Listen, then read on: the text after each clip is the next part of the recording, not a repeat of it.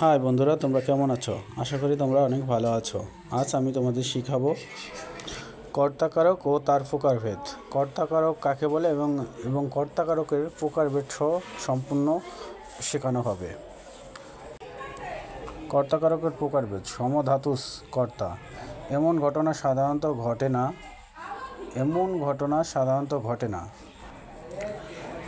ঘটনা ও ঘটে এই দুইটা হচ্ছে সমধাতুস কর্তা। ঘটনা এবং ঘটে এই দুটো হচ্ছে ঘটনা সমধাতুস।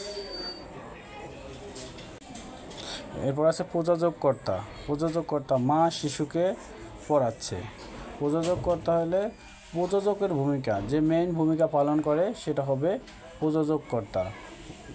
এরপর আছে প্রযোজ্যকর্তা। প্রযোজ্যকর্তা মা শিশুকে পড়াচ্ছে, তাহলে প্রযোজ্যকর্তা হচ্ছে শিশুকে, কারণ হচ্ছে সে মেইন ভূমিকায় নেই। মেইন ভূমিকা আছে মা।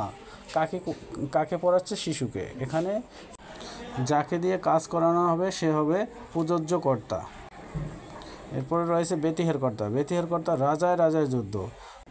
একই জাতীয় কিছু বোঝালে তখন ব্যতিহারকর্তা। যেমন রাজায় রাজায় যুদ্ধ, এখানে রাজায় রাজায় ব্যতিহারকর্তা। যেমন গরুতে গরুতে মারামারি, তাহলে গরুতে গরুতে হবে ব্যতিহারকর্তা।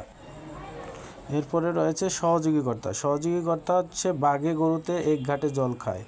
একই জাতীয় বোঝায় না, এখানে বাঘে গরুতে। যদি বলতো বাঘে বাঘে তখন হচ্ছে ব্যতিহারকর্তা হতো, কিন্তু এখানে বাঘে গরুতে বোঝাচ্ছে, এখানে সহযোগীকর্তা হবে। এগুলো পারলেই আমাদের কর্তাকারকে কোনো সমস্যা থাকবে না।